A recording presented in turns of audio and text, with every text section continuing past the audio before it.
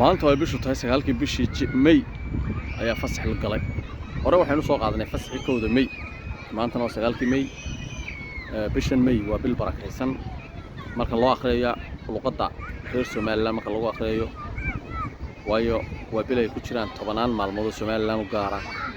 kustirna sidoo kale waxay la wadaagtaa 10 maalmood wax la mid ah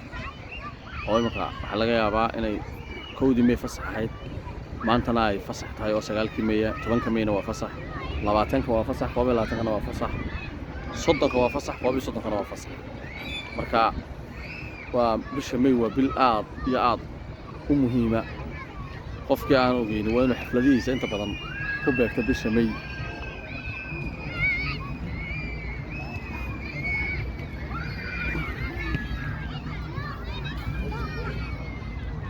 mahadsantihiin halkaas aynoo joogo warbixintaasi